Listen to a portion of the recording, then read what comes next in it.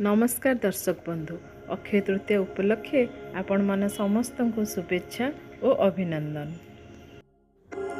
वैशाख मास शुक्ल पक्ष तृतीया दिन को अक्षय तृतीया भाव पालन करा जाए। यह एक कृषि भित्तिक पर्व अटे। समस्त कार्यर शुभारंभ निमंते यह एक शुभ दिन बोली मन करा जाए। यह दिन को कृषक माने चाष काम आरंभ करती। जेहेतु आम राज्य ओडिशा एक कृषि प्रधान राज्य अटे, चाषी भाईटी भारी श्रद्धारे यही दिनटी को ही अपेक्षा करिथाए। चाषी भाईटीए बिलरे खटिले ही आम पेट को दाना जाए। तेणु यही दिन क्षेत्र में चाषी भाई अखिमुठी धरी हाथ में बाहरी पड़े। बिलरे लक्ष्मी को पूजा करा जाए। यही दिन ठारू हिंदू मानकर आराध्य देवता श्री जगन्नाथ को गुंडीचा यात्रा रथ तैयारी काम मध्य आरंभ हुए। महाप्रभु श्री जगन्नाथंकर चंदन यात्रा मध्य यही दिनरू आरंभ होइथाए।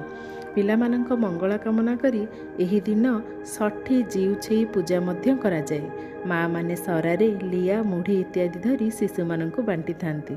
सतरे आम ओडिया घरे 12 मासरे 13 पर्व पालन करा जाए। आउ से सबुर तात्पर्य एवं महत्व मध्य अनेक अछि।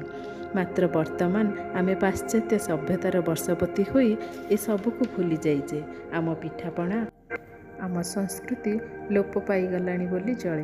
ताहले आसंतु आमे पुनर्जीवित करिबा आम प्रथा, आम संस्कृति, आम परंपरा को।